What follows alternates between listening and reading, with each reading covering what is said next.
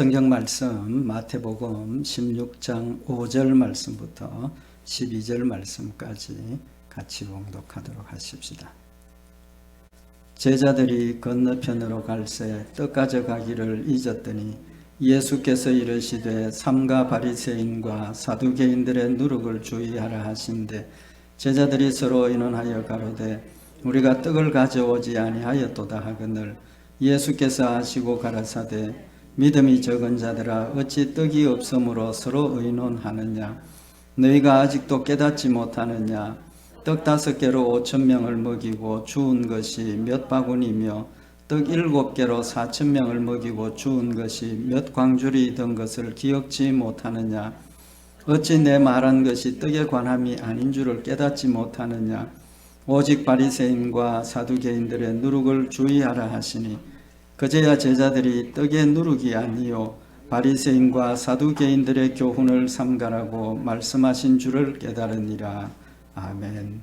우리 오늘 말씀은 예수님과 제자들이 배를 타고 이동하는 중에 일어난 사건입니다.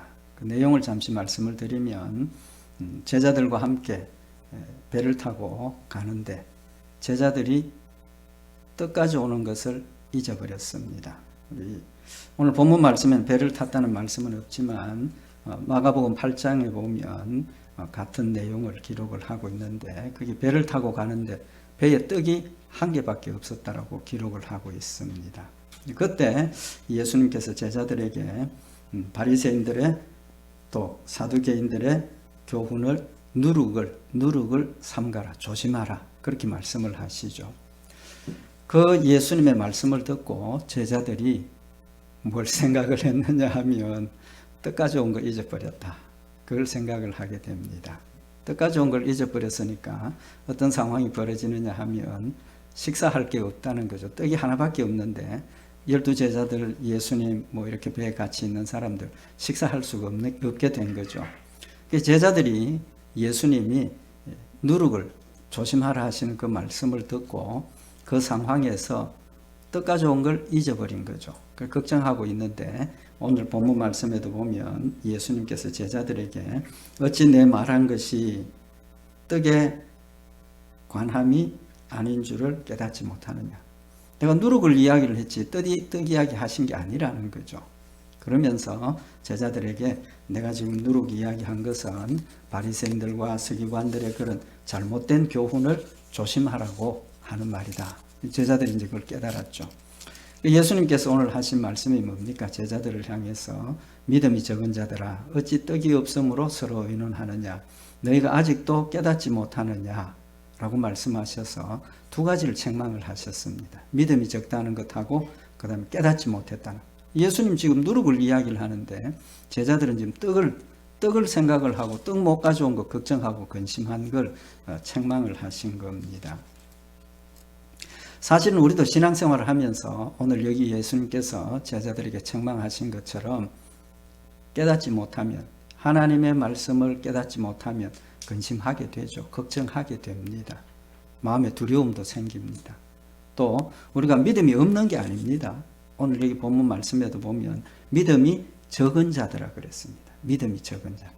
우리가 믿음이 막 이렇게 자라다가도 어떤 상황이 되면 믿음이 약해져서 흔들릴 때가 있죠. 믿음이 적어지면 안 해도 될 걱정 근심을 하게 되죠. 두려워하게 되는 겁니다. 그래서 오늘 이 제자들이 왜 깨닫지 못했는지 말씀을 상고를 하면서 우리도 신앙생활 하면서 때로 우리가 하나님의 말씀을 깨닫지 못해서 두려워하고 염려하고 걱정하는 그런 상황이 있는 줄 압니다.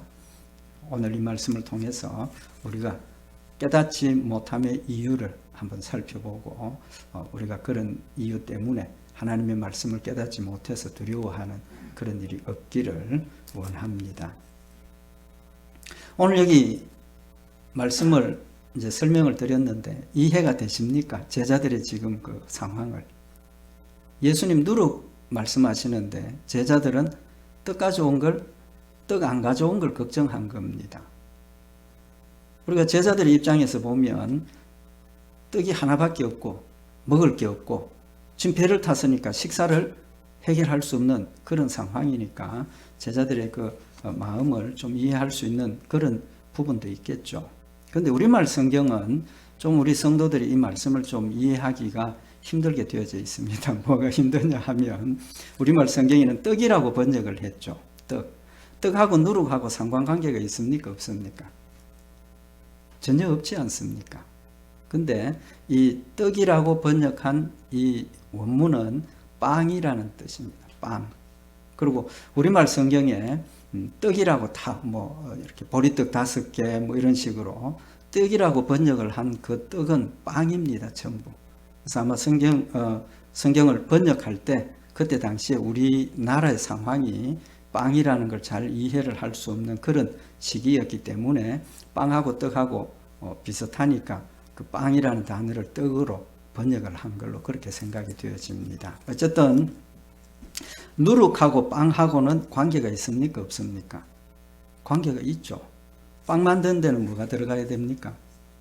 누룩이 들어가야 됩니다. 그죠? 요즘은 뭐 씁니까? 이스트. 그죠? 이스트를 쓰는데 원래 누룩입니다. 그래서 이 빵하고 누룩은 관계가 있습니다. 어떻게 보면 깊은 관계가 있죠. 누룩이 들어가서 이걸 잘 이렇게 숙성을 시켜야 빵이 말랑말랑해지고 맛있고 먹기 좋죠. 이제 그런 정도가 아니고 이스라엘 백성들에게는 이 누룩하고 빵하고 밀접한 관계가 있습니다. 중요한 의미를 가지고 있습니다. 왜 그러냐 하면 하나님께서 이스라엘 백성들에게 빵을 만들라 하실 때 누룩이 들어간 빵을 만들라 하시기도 하고 또 특별한 경우에는 누룩이 없는 빵을 만들라고 하시고 또 보통 상황에서는 누룩을 넣어서 빵을 만들어 먹도록 그렇게 말씀을 하셨습니다. 그래서 하나님 앞에 예를 들면 하나님 앞에 드리는 이 제물 이런 것에는 누룩이 들어가지 않는 그런 빵을 만들어서 하나님께 드리고 예를 들어서 무교절 같은 경우에 이스라엘 백성들 그 기간은 빵을 만들 때 누룩을 넣지 않고 누룩을 안 넣은 빵을 먹도록 하셨습니다. 그러니까 이스라엘 백성들은 누룩하고 빵하고는 굉장히 밀접한 관계를 가지고 있죠. 이제 그런 상황이니까 제자들이 예수님께서 바리새인들, 사두개인들의 누룩을 조심하라 하셨을 때 제자들의 마음속에 무슨 생각이 먼저 났습니까? 먹는 빵, 식사할 것 걱정이 된 거죠. 좀 전에 말씀드린 것처럼 지금 배에는 빵이 하나밖에 없습니다. 사람이 적어도 13사람 이상이 되는데 식사를 해야 되는 상황이 되어졌으면 그들의 마음속에 뭐가 걱정입니까? 큰일 났다. 뭘 먹어야 되지? 우리 가져온 거 없다. 먹는 것에 대한 지금 걱정이 있는 거죠. 그런 상황에서 예수님께서 누룩을 말씀을 하시니까 빵을 생각을 하게 된 거죠. 그 말은 우리에게 어떤 의미를 교훈을 하시느냐 하면 지금 제자들의 상황이 그들의 마음이 생각이 어디에 지금 빠져 있습니까? 먹는 것에 지금 빠져 있는 겁니다. 먹는 것에. 마찬가지로 우리가 영적으로 보면 신앙생활을 하면서 내 생각이 지금 뭘 먹어야 할까? 또는 뭘 어떻게 직장을 가져야 할까? 또는 뭐 건강 문제는 어떻게 해결해야 될까? 이런 생각을 하고 있으면 하나님의 말씀이 우리에게 주어졌을 때 그걸 하나님의 말씀으로 우리가 받을 수가 없다는 거죠. 걱정 근심이 생기면 하나님 말씀이 우리에게 주어져도 그 걱정 근심 때문에 믿음으로 그걸 받아들이지 못하게 되고 계속해서 육신의 생각, 세상의 염려, 두려움, 걱정 벗어날 수가 없다는 겁니다. 그래서 로마서 8장 5절에 보면 육신을 쫓는 자는 육신의 일을, 영을 쫓는 자는 영의 일을 생각한다. 맞습니까? 틀립니까? 맞죠. 육신의 일을 생각하는 사람은 육신을 쫓게 되어 있고 육신을 쫓는 사람은 육신의 일을 생각하게 되어 있습니다. 영을 쫓는 사람은 영적인 문제를 생각하고 영의 일을 어떻게 할까 생각하게 되어 있다는 겁니다. 특별히 여기 육신을 쫓는다는 그 의미는 굉장히 집착해서 그걸 추구하고 따른다는 그런 뜻이죠. 그래서 요한일서 2장 15절에 보면 이 세상이나 세상에 있는 것들을 사랑치 말라. 누구든지 세상을 사랑하면 하나님의 아버지의 사랑이 그 속에 있지 아니한다. 육신의 일을 쫓고 육신의 일을 추구한다는 것은 극단적으로 세상을 사랑한다는 겁니다. 세상을 사랑한다는 것은, 육신의 일을 사랑한다는 것은 곧 내 마음속에 욕심대로 산다는 거죠. 내 삶의 욕심대로 산다는 겁니다. 그래서 요한 1서 2장 16절에서 이어서 하시는 말씀이, 이는 세상에 있는 모든 것이 육신의 정욕과 안목의 정욕과 이생의 자랑이니, 세상에 있는 모든 것, 세상적인 것은 육신의 정욕, 안목의 정욕, 눈으로 보는 욕심, 안목의 정욕, 이생의 자랑, 세상의 것을 사랑하고 세상의 것을 자랑하고 교만한, 그걸 지금 말씀을 하시는 거죠. 그래서 이 모든 것들은 세상으로 쫓아온 것이다. 그러니까 세상을 쫓는 사람은 육신의 정욕과 안목의 정욕과 이생의 자랑을 추구하고 따르면서 살게 된다는 겁니다.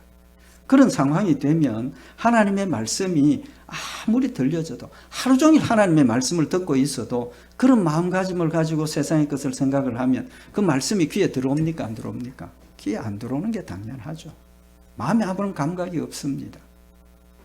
그렇기 때문에 육신의 일을 생각하면 육신의 일만 따르게 되고 육신의 일만 추구하게 되고 하나님의 말씀은 전혀 생각이 안 난다는 겁니다. 우리 그런 말 있죠. 사람들은 보는데요. 보는데 뭐만 봅니까? 보고 싶은 것만 봅니다. 그죠? 사람 듣는데요. 듣고 싶은 것만 듣습니다. 그 과학적으로 입증이 되어 있습니다. 호세아서 4장 11절에 보면 음행과 묵은 포도주와 새 포도주가 마음을 빼앗느니라. 음행과 묵은 포도주, 새 포도주, 육신의 쾌락, 세상의 연락, 이생의 자랑, 이런 것들이 뭐 한다 그랬습니까? 마음을 빼앗는다 그랬어요. 마음을 빼앗는다. 그런 것들을 사랑하고 그런 것들을 쫓아가면 내 마음이 그들에게 빼앗겨 버리게 된다는 겁니다. 빼앗겨 버리게 되니까 하나님의 말씀이 아무리 내 마음속에 들어와서 하나님의 말씀이 아무리 내 귀에 들려줘도 하나님 말씀하고는 상관이 없어지는 거예요. 상관이 없어져. 지금 제자들의 상황이 뭘 먹을까 걱정하는 상황이 되니까 예수님께서 누룩을 조심하라 하시는데, 조심하라 하는 것하고 떡 먹는 거 걱정하고 빵 먹는 거 걱정하고 전혀 다른 말씀임에도 불구하고 조그마한 연관성만 가져도 거기에 다른 것으로 받아들이게 된다는 겁니다. 육신의 욕심의 마음이 빼앗기면 하나님 말씀이 아무리 내 속에 들어와서 나를 자극하고 깨우치고 깨달게 하셔도 깨달아지지 않는다는 겁니다.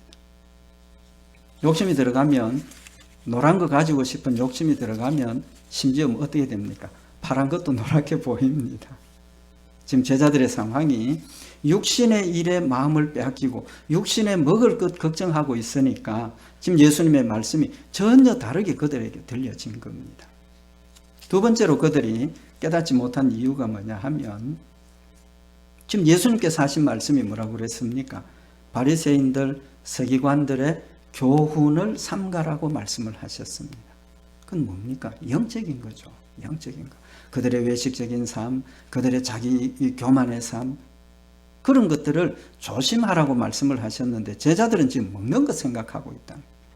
영적인 말씀을 육신의 것으로 변화시켜서 그것을 받아들이지 않았다. 받아들이지 않았다. 고린도전서 2장 13절에 보면 우리가 이것을 말하거니와 사람의 지혜에 가르친 말로 아니하고 오직 성령에 가르치신 것으로 하니 신령한 일은 신령한 것으로 분별하느니라. 예수 믿지 않는 사람들에게 하나님의 말씀을 아무리 열심히 가르쳐도, 하나님의 말씀을 아무리 열심히 전해도 받아들입니까? 안 받아들입니까? 받아들일 수가 없습니다. 받아들이지 않는 게 아니라 받아들일 수가 없는 겁니다. 내 생명을 구원하신 예수 그리스도의 사랑을, 내 생명을 구원하신 하나님의 그 놀라운 은혜와 축복을 아무리 전해도 이해가 안 됩니다. 받아들여지지 않는 겁니다. 그래서 신령한 일은 신령한 것으로 분별한다. 그 말씀은 뭡니까? 하나님의 말씀은 성령으로라야 우리가 이해가 되고 성령이 역사하셔야 깨달아진다는 겁니다. 그래서 고린도전서 2장 14절에 보면 육에 속한 사람은 하나님의 성령의 일을 받지 아니하나니, 육에 속한 사람은 하나님의 성령의 일을 받지 않는다는 거예요. 받을 수가 없는 겁니다. 하나님의 일은 영적으로라야 분별이 되고 깨달아지고 받아지는 겁니다. 오늘 이 말씀에 예수님께서 너희가 떡 먹는 거 걱정하시는 걸 말씀하시면서 떡 5개로 5,000명을 먹이고 주운 것이 몇 바구니며 떡 7개로 4,000명을 먹이고 주운 것이 몇 광주리이던 것을 기억지 못하느냐. 기적을 행한 겁니다. 기적을 행한 거예요. 예수님께서 그걸 기억하지 못하느냐라고 말씀을 하셨습니다. 예수님께서 공생에 사시면서 많은 기적을 행하셨지 않습니까? 심지어 죽은 자도 살리셨습니다. 예수님께서 죽은 자를 살리시고 떡 5개 5,000명 먹이고 보리떡 가지고 몇천 명씩 먹이신 기적을 행하신 이유가 뭡니까? 기적을 행하신 이유가 뭡니까? 성경에 보면 요한복음 36장 36절에 예수님께서 하시는 말씀이 내게는 요한의 증거보다 더 큰 증거가 있으니 아버지께서 내게 주사 이루게 하시는 역사 곧 나의 하는 그 역사가 아버지께서 나를 보내신 것을 나를 위하여 증거하는 것이다. 지금 하나님께서 예수님께 주셔서 역사하시는 그 역사가 뭡니까? 초자연적인 역사를 이야기를 하시는 겁니다. 죽은 자를 살리시고 환자를 낫게 하시고 걷지 못하는 자를 뛰게 하시고 보지 못한 자를 보게 하시는 하나님의 능력의 역사, 초자연적인 역사를 행하신 이유가 예수 그리스도가 누구라고요? 하나님의 아들 되심을 믿도록 하기 위해서라 그랬어요. 너희가 나를 믿지 못하겠거든 내가 행하는 이 초자연적인 역사를 보고 내가 하나님의 아들이라는 사실을 믿으라는 겁니다. 예수님께서 초자연적인 역사를 행하시는 것을 보고 메시아이심을 믿으라는 겁니다. 믿으라고 보여주신 겁니다. 그런데 이스라엘 사람들은 어떻게 받았습니까? 요한복음 12장 37절에 보면 이렇게 많은 표적을 저희 앞에서 행하셨으나 저를 믿지 아니하니. 죽은 자가 살아난 그런 놀라운 능력의 역사를 그들 앞에 보여주었지만 믿지 않았다는 겁니다. 믿지 않았다. 무엇 때문입니까? 그들에게는 성령의 역사가 없었기 때문에. 하나님 주시는 영적인 일을 깨달을 수 있는 영적인 지혜를 주시지 아니하셨기 때문에 못 믿은 겁니다. 요한복음 14장 11절에 내가 아버지 안에 있고 아버지께서 내 안에 계심을 믿으라. 그렇지 못하겠거든 행하는 그 일을 인하여 나를 믿으라. 하나님께서 우리에게 초자연적인 역사를 보여주시는 것은 하나님의 존재를 믿으라는 겁니다. 하나님께서 우리에게 하나님의 놀라운 은혜와 능력의 역사를 보여주시는 것은 하나님이 날 사랑하심을 믿으라는 겁니다. 믿으라는 거예요. 그럼에도 불구하고 택함받지 못한 사람들은 성령이 그들에게 임재해 있지 않기 때문에 영적인 일을 눈으로 보지만 받아들이지 못하는 겁니다. 믿음으로 받아들이지 못하는 겁니다. 오병이어의 기적을 행하셨죠. 물고기 2마리 보리떡 5개 가지고 5,000명 되는 사람을 먹이시고 12바구니를 남겼습니다. 놀라운 일이 벌어졌습니다. 이스라엘 사람들이 어떤 반응을 보였습니까? 예수님을 찾아옵니다. 예수님을 찾아와서 예수님께 뭘 요구를 합니까? 왕이 되어달라고. 왕이 되어달라고. 요한복음 6장 15절에 보면 14절에 그 사람들이 예수의 행하신 이 표적을 보고 말하되 이는 참으로 세상에 오실 그 선지자라.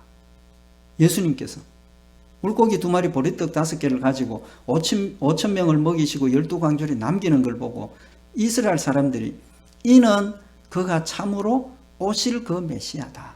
여기 그 메시아는 그 선지자는 하나님께서 이스라엘 백성들에게 약속하신 메시아를 이야기를 하는 겁니다. 그 이스라엘 백성들이 입으로는 이 오실 그이다, 메시아다 시인을 했습니다. 시인을 했어요. 그리고 그들이 그러므로 예수께서 저희가 와서 자기를 억지로 삼아 임금 삼으려는 줄을 아시고 다시 혼자 산으로 떠나가시니라. 메시아라고 알았기 때문에 그들이 예수님께 우리의 왕이 되어 주십시오라고 찾아왔다는 겁니다. 예수님께서 그걸 아시고 피하셨습니다. 피하셨습니다. 왜 피하셨습니까? 이유가 있죠.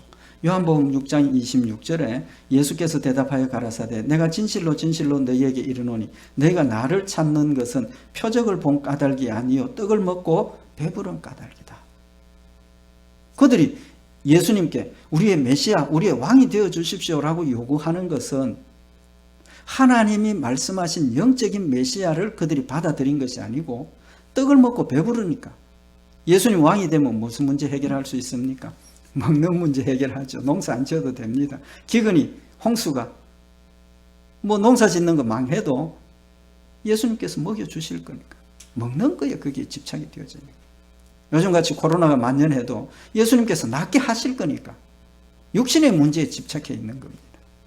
그래서 예수님께 우리의 왕이 되어 주십시오. 왕이 되어 달라고, 메시아가 되어 달라고 부탁했지만 그들이 부탁하는 메시아는 육신적인 겁니다. 세상적인 겁니다. 육신의 욕심을 따르는 거죠. 마지막에 예수님 잡혔습니다. 예수님 잡히셨죠. 바나바가 예수님이 죄가 없다는 걸 알았습니다. 신문을 하면서. 그리고 유대인들이 특히나 정치적인 종교적인 지도자들이 예수님을 부러워하고 예수님을 미워했기 때문에 그를 죽이려고 한다는 걸 알았습니다. 그래서 빌라도가 어떤 태도를 보입니까? 예수님 놓아주겠다고 그랬지 않습니까? 나는 이 사람 죄가 없는 걸 알겠다. 나는 이 사람 놓아주겠다. 그러니까 대제사장들이나 이런 정치 종교적인 지도자들이 군중을 선동을 해서 예수를 십자가에 죽이라고 해라. 죽이라고 해라. 그래서 마태복음 27장 20절에 보면 대제사장들과 장로들이 무리를 권하여 바라바를 달라 하게 하고 예수를 멸하자 하게 하였다. 놓아주려고 하니까, 자꾸 죽이라 하니까 빌라도가 그러면 명절에 특사, 특별 사면하는 게 있으니까 바나바라는 아주 흉악한 강도를 놓고 예수님을 놓아줄까? 이 사람을 놓아줄까? 당연히 누구를 놓아줘야 됩니까? 예수님을 놓아줘야죠. 가장 흉악한 살인자, 그 무서운 사람을 놓고 누구를 놓아줄까? 빌라도가 그렇게 묻습니다. 잘 아는 내용들이지 않습니까? 이스라엘 백성들은 빌라도를 놓아주라고. 빌라도를 놓아주라고. 그게 상식적으로 일어날 수 없는 일 아닙니까? 있을 수 없는 일입니다. 그럼에도 불구하고 그들은 예수님을 버리고 흉악한 강도를, 죄인을 놓아주게 하는 겁니다. 그럴 때 빌라도가 뭐라고 이야기를 합니까? 아니다. 나는 예수 놓아주기를 원한다. 그럴 때 그들이 예수님을 끝까지 십자가에 못 박아 죽여야 된다. 죽이라고 요구를 하니까 빌라도가 마태복음 27장 23절에 어찌미뇨 무슨 악한 일을 하였느냐 저희가 더욱 소리질러 가로되 십자가에 못 박혀야 하겠나이다. 빌라도의 이야기를 상관도 안 하는.